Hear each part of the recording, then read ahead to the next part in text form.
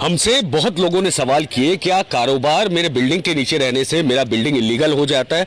क्या मेरी बिल्डिंग को तोड़ दिया जाएगा? तो जिन लोगों के खुद के बिल्डिंग्स है, खुद के घर है और जो किराएदार है, जो टेनेंट है या फिर जो फ्लैट में आपके रहते हैं, सबको ये सुनना बहुत ज़रूरी है और उम्मीद करते हैं कि आखिर तक ये रिपोर्ट ज़रूर सुनेंगे। हमने कानून खंगाला और ये निकालने की कोशिश की कि कौन सा कारोबार है जिसे करने से स्टेट गवर्नमेंट या सेंट्रल गवर्नमेंट का कोई लॉ नहीं रोकता है और कौन सा कारोबार है जो आप कोई रिहायशी इलाके में नहीं कर सकते हैं।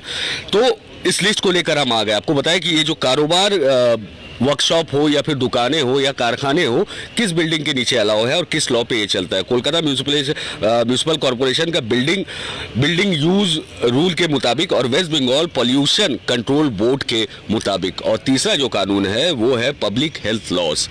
ये 3 है और चौथा आता है law and order, police, traffic.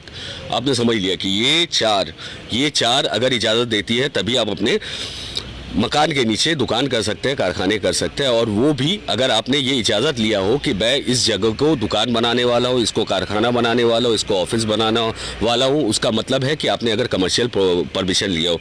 उसके बावजूद West Bengal pollution control board 4 category में डिवाइड करती है, वाइट, ग्रीन, ऑरेंज और रेड कैटेगरी। मैं मोटे तौर पर आपको समझा देता हूँ। वाइट कैटेगरी जो है, जो बिल्कुल कोई परमिशन लेने की ज़रूरत नहीं है, कंसेंट टू ऑपरेट कंसेंट लेने की आपको ज़रूरत नहीं है, ना ही पॉल्यूशन कंट्रोल बोर्ड से कोई परमिशन आपको लेने की जरूरत है, वो आप चला सकते हैं। व्हाइट कैटेगरी में होता क्या है?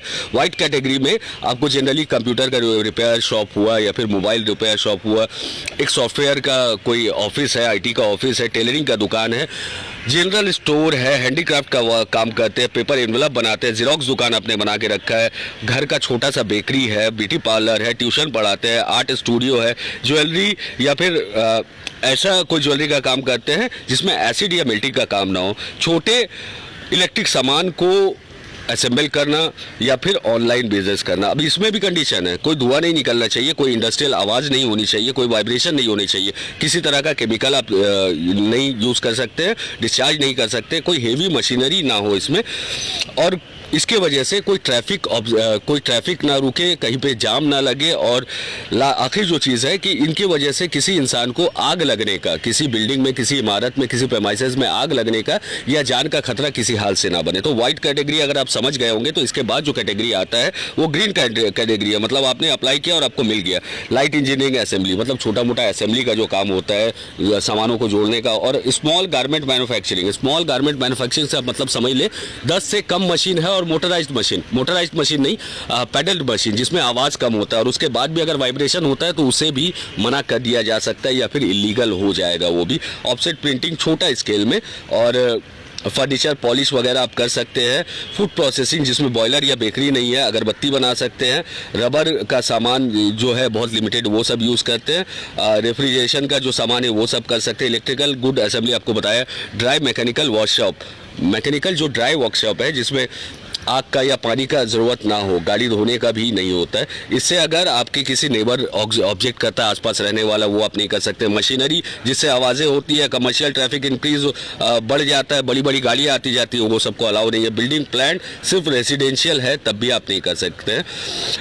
अब ऑरेंज कैटेगरी में आते हैं। ऑरेंज कैटेगरी में जनरली वेल्डिंग का दुकान है जो आप कोई भी रिहायशी इलाके में नहीं कर सकते। वेल्डिंग का दुकान है जहाँ स्प्रे पेंट का काम होता है, जहाँ केमिकल का काम होता है, लकड़ी काटी जाती है, लकड़ियों का इंडस्ट्रियल यूज़ होता है। लकड़ी काटने की वजह से बहुत गर्दा होता है, धूला होता है, इसका इजाज़त नहीं है आपको। हेवी इंजीनियरिंग, एल्युमिनियम का कोई फैब्रिकेशन जहाँ केमिकल मिक्स करते हो, या फिर प्रिंटिंग का प्रेस जो बड़ा हो, इंडस्ट्रियल बेकरी, बड़ा बेकरी वगैरह, प्लास्टिक रिसाइकिल करने का, और लेद मशीन शॉप जिसे हम कहते हैं, ये सब अलाउ नहीं है। ये सब के लिए आपको इन सब के लिए आपको अलग से परमिशन लेना पड़ता है। ये ऑरेंज कैटेगरी। रेड कैटेगरी समझ लीजिए वो चीज़ जो बिल्कुल ही आप नहीं कर सकते। जी हाँ, जैसे कच्चे लेदर का प्रोसेसिंग है और बहुत सारा केमिकल जॉब है जो कि बिल्कुल आपको इंडस्ट्रियल एरिया में जाकर ही करना होगा। अब आपको एक बार और बता दें, जो ऑरेंज कैटेगरी है ना, या फिर ग्रीन कैटेगरी, हम सेकंड कैटेगरी में आ जाते हैं। ग्रीन कैटेगरी जो है उसमें लेदर का काम हो सकता है, लेकिन छोटे पैमाने में, बड़े पैमाने में नहीं। हमने एक लिस्ट भी आपको साथ में दिया हुआ है।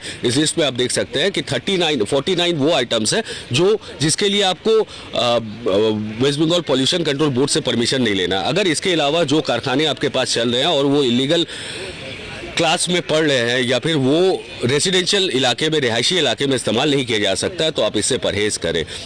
कॉरपोरेशन के लोग आ रहे हैं बिल्डिंगों में, आकर देख रहे हैं कि अगर कोई इंडस्ट्रियल यूज़ हो रहा है जो वॉयलेट कर रहा है, खास करके लकड़ी का काम, तोपसिया के इलाके में लेदर का काम, अगर वेट ब्लू का आपका काम नहीं है तो चलेगा, छोटा फैक्ट्री है चलेगा, आप स्टिचिंग करते हैं, ग्लव बनाते हैं या फिर वॉलेट बनाते हैं, ये बनाते हैं तो चलेगा। लेकिन जहाँ वो शू का और केमिकल ज़्यादा यूज़ होने का बात आ जाता है तो वहाँ पर सवाल खड़ा हो जाता है। फिलहाल के लिए हम चाहते हैं कि और कोई इलीगल काम किसी रिहायशी इलाके में ना हो और जागरूक सिटीज़न, जानकार सिटीज़न ही मजबूत सिटीज़न बन सकता है।